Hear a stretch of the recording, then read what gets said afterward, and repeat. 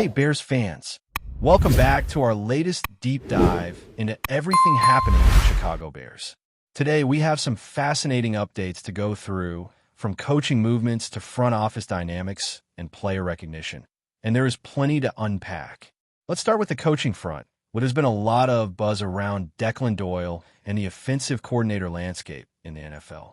Recently, Doyle withdrew himself from consideration for the Philadelphia Eagles' offensive coordinator position, which raised some eyebrows.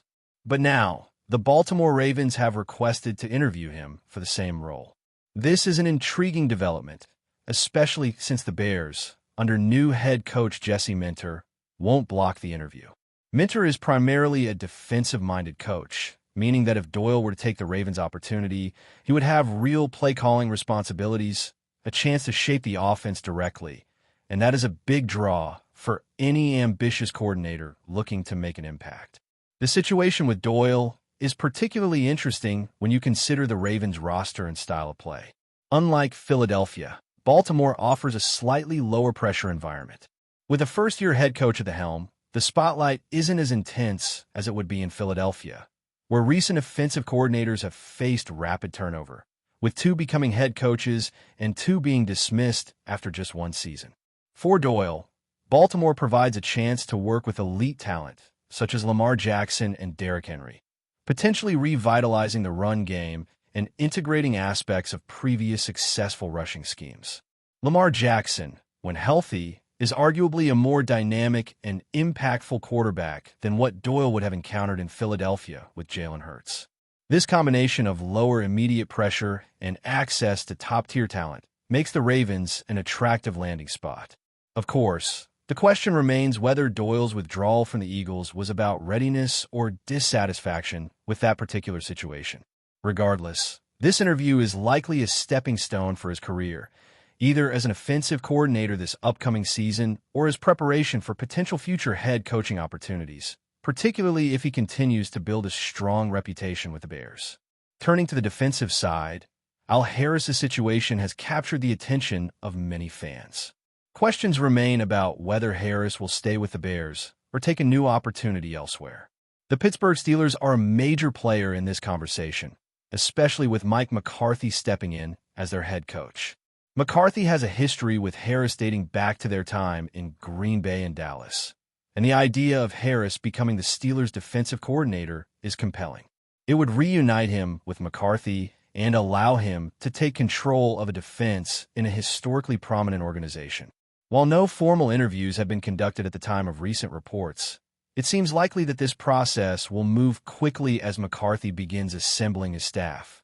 For Bears fans, the potential loss of Harris is something to watch closely, as it could have a significant impact on the defensive continuity and leadership within the team.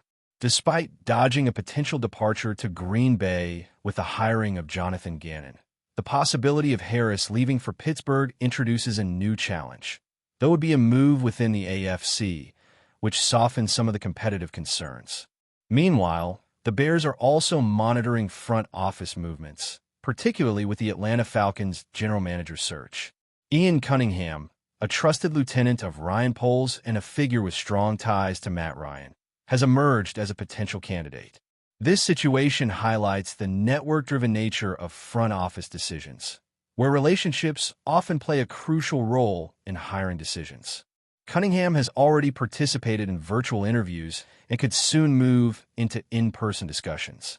There is some uncertainty around draft compensation for the Bears if Cunningham secures the position.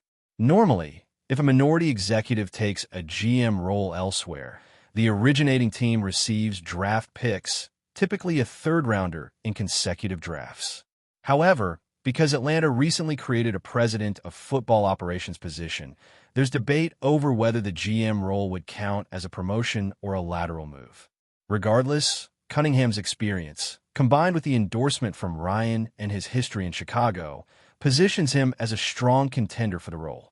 This could have ripple effects for the Bears' draft strategy, so it is a story worth tracking closely over the coming weeks. On the players' side, Nan Wright has been named to the Pro Bowl, replacing Philadelphia's Quinton Mitchell due to injury. Wright's inclusion recognizes a season of high-impact plays, particularly in generating turnovers, even if his overall season had ups and downs. With 5 interceptions, a forced fumble, and multiple recoveries, he proved himself capable of creating game-changing moments. This marks a significant personal achievement and further boosts his profile across the league. His Pro Bowl status also has implications for free agency and the compensatory pick formula, as his value will increase in the market. While the Bears have young talent under contract, including Tyreek Stevenson and potentially a healthy Jalen Johnson, Wright's recognition on a league-wide level highlights the talent the Bears have developed and the potential financial and strategic decisions ahead. If he signs elsewhere, the team could benefit from compensatory picks in future drafts, which would be valuable for maintaining roster flexibility and building around their core players. With all these developments, it is clear that the Chicago Bears are navigating an intense offseason filled with coaching decisions, potential staff changes, front office dynamics, and player recognition that could influence both short-term performance and long-term planning. The combination of opportunities for coaching talent like Declan Doyle, the defensive coordination considerations with Al Harris, and the front office moves involving Ian Cunningham all contribute to a highly dynamic landscape for the team. Each of these storylines intertwines with the other, showing how decisions in one area can ripple across the organization. Meanwhile, player milestones like Wright's Pro Bowl appearance highlight the ongoing talent development and the potential for further impact on future drafts and team composition. Fans have a lot to follow, and as these situations evolve, the Bears' strategy for building competitive depth and maintaining continuity will be critical. Continuing with the Bears' offseason developments, it is impossible to ignore the strategic implications of the coaching carousel across the league and how it affects Chicago's positioning. The potential departure of Al Harris would not just be about losing a defensive mind. It represents a shift in leadership and institutional knowledge that could influence the development of younger players in the secondary. Harris has been instrumental in mentoring cornerbacks and safeties, and his approach to defensive schemes has often provided flexibility in game planning. If he joins Pittsburgh under Mike McCarthy, the Bears will need to quickly identify a replacement capable of maintaining continuity while also innovating within Jesse Minter's defensive vision. This is not a simple task, as the relationship between a head coach and his coordinators can make or break a season, especially in a league where minor adjustments can lead to dramatic swings in performance.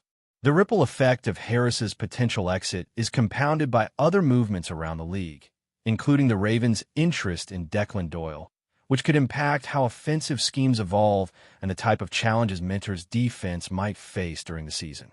Meanwhile, on the offensive front, the situation with Declan Doyle continues to highlight the importance of career trajectory and opportunity in the NFL. Baltimore presents a rare combination of stability, talent, and growth potential for an offensive coordinator looking to establish a reputation for play-calling excellence. Lamar Jackson's mobility and ability to read defenses, combined with Derrick Henry's power running, offers a dynamic platform for an innovative coordinator to implement creative schemes. If Doyle steps into this role, it would also send a message about the Bears' coaching pedigree, as someone developed under Chicago's system is immediately recognized by other prominent franchises. This kind of reputation building is critical for a coordinator aspiring to become a head coach in the future. Moreover, the way Minter structures his staff in Chicago will influence whether other assistant coaches also attract external attention, creating a dynamic where the Bears' organizational culture is both a proving ground and a launching pad for ambitious coaches seeking higher-profile roles elsewhere. Front office considerations continue to weave through this narrative, particularly with Ian Cunningham's potential move to Atlanta. If he secures the GM position, it reflects the growing importance of internal mentorship, network connections, and strategic alignment with leadership philosophies in executive hiring. Cunningham's close working relationship with Ryan Poles and his understanding of organizational structures developed over 4 years in Chicago put him in a unique position to succeed elsewhere. However, the implications for the Bears are twofold. First, they may or may not receive compensatory draft picks, depending on how the league evaluates the GM position in Atlanta relative to the president of football operations. Second, the potential loss of Cunningham underscores how interconnected front office operations are with on-field performance, as draft decisions, player evaluations, and roster strategy rely heavily on a stable and informed executive team. For Chicago, maintaining continuity while allowing upward mobility for talented executives is a balancing act that will have long-term consequences for team competitiveness. On the player development side, the Bears are showing tangible evidence of the growth and potential within their roster. Nan Wright's Pro Bowl selection is a testament to the team's ability to cultivate impact players even in challenging seasons.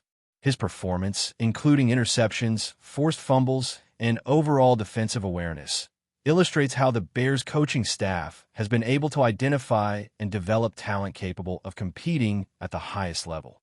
This recognition not only boosts the player's market value, but also enhances the team's profile in free agency. While Wright's return to Chicago is uncertain due to the financial and positional considerations with Tyreek Stevenson and Jalen Johnson, his emergence as a Pro Bowler demonstrates the effectiveness of Chicago's player development strategies and highlights the potential for additional compensatory benefits if he signs elsewhere. This creates a layered approach to roster management, where player performance, league recognition, and future draft capital are interconnected in complex ways.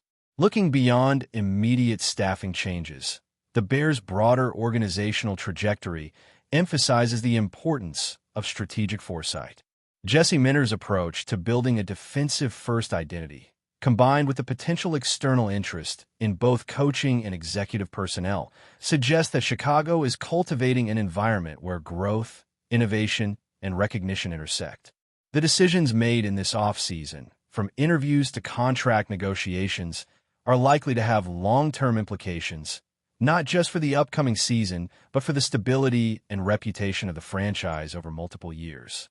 Each staff movement, whether it is a coordinator leaving for Baltimore or a potential GM departing to Atlanta, represents a recalibration of organizational priorities and strategic alignment.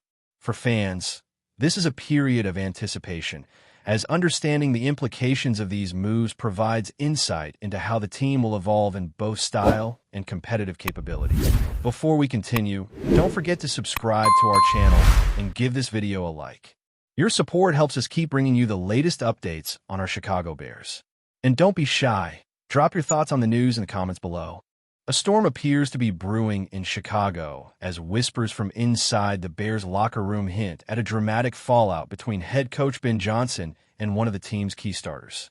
Sources close to the organization suggest that the disagreement was far more than a heated exchange.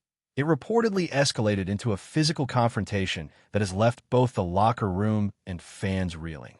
According to insiders, Johnson was visibly furious after the incident and allegedly declared, "He's not coming back," sparking speculation that the star player could be permanently sidelined, traded, or even released. While the details remain sketchy, those familiar with the team's inner workings suggest that this conflict has been simmering for weeks, possibly over disagreements about play calling, practice intensity, or locker room leadership. Some teammates are said to be taking sides, creating a tense atmosphere that could affect team cohesion and performance in upcoming matchups. Analysts and fans alike are now questioning whether this split might signal a larger cultural shift within the Bears organization under Johnson's leadership. Social media has exploded with reactions ranging from outrage to disbelief, with many speculating on who the unnamed player might be. Betting lines and fantasy football projections are already seeing tremors, as the uncertainty surrounding the starter's future casts a shadow over team strategy. Experts point out that while Johnson has earned praise for his disciplined approach, this incident could test his authority and the delicate balance between maintaining control and fostering trust among his players. Meanwhile, rival teams are reportedly monitoring the situation closely. A high-profile exit from the Bears could trigger a chain reaction across the league, opening up trade possibilities and shaking up rosters in unexpected ways. Inside sources suggest that management is now scrambling to contain the fallout, urging both parties to focus on professionalism and team success. However, if Johnson's statement stands as final, the Bears could face a pivotal offseason, one in which leadership style and locker room culture are scrutinized as much as on-field performance. For now, speculation is the only certainty. Fans and insiders alike are left to wonder whether this fracture represents an isolated clash of egos or the beginning of a larger upheaval in Chicago, a saga that could define the Bears' season and Johnson's tenure for years to come. That's it for this update. If you enjoyed the video and want to stay updated with exclusive news about our Chicago Bears, be sure to subscribe to our channel and hit that like button. We can't wait to hear your thoughts in the comments. See you in the next video.